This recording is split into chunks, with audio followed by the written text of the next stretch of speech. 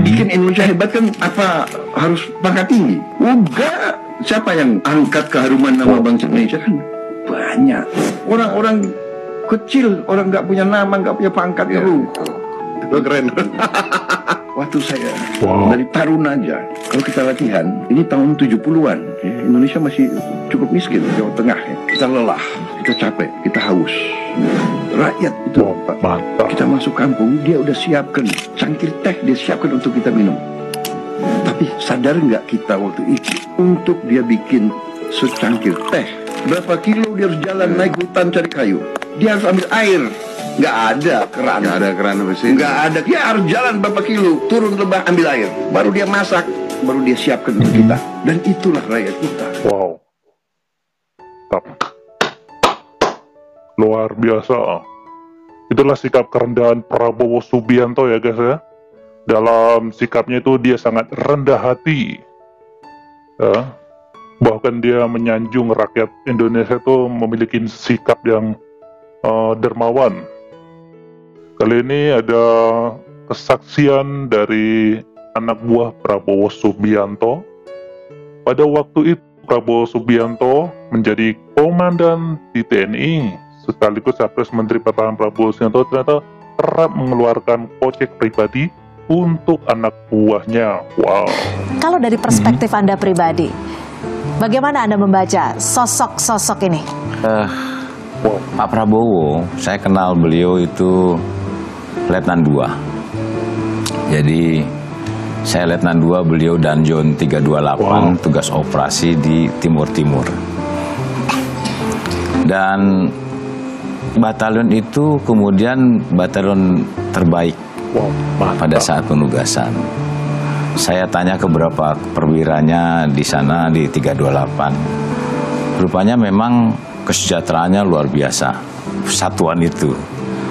Kemudian banyak peralatan-peralatan yang memang diadakan oleh Pak Prabowo sendiri secara pribadi. Wow. Sangat-sangat luar biasa. Ketika itu Prabowo Subianto menjadi komandan batalion 328 prajurit di batalion tersebut dikenal sejahtera. Wow. Hal itu diungkapkan oleh mantan Kepala Staf TNI Angkatan Darat, yaitu Kasat Jenderal Purnawirawan Dudung Abdurrahman dalam tayangan Kompas TV tahun 2024 kemarin. Wow, siapa yang tak mengenal Pak Dudung? Ya, beliau adalah komandan yang terkenal waktu di eranya ya. Dudung mengaku sudah mengenal Prabowo Subianto selama puluhan tahun. Ketika itu Prabowo Subianto masih di posisi Letnan 2 dan komandan batalion 328 yang ditugaskan di Timur Timur. Saat itu batalion 328 menjadi yang terbaik di ABRI. Bahkan kesejahteraan prajurit tersebut cukup terjaga. Pada waktu itu di era Presiden Soeharto, nama TNI itu masih ABRI ya, Angkatan Bersenjata Republik Indonesia.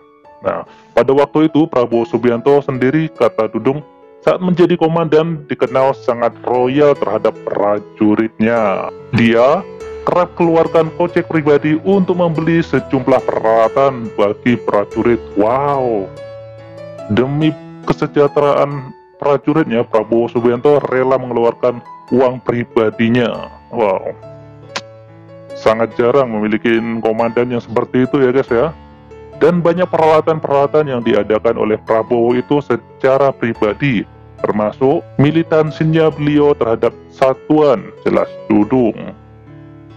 Saat Prabowo Subianto menjadi kolonel, sejumlah anak buahnya bisa ikut kursus bahasa Inggris secara gratis. Wow, anak buahnya juga bisa mengambil beasiswa di luar negeri. Wow, luar biasa.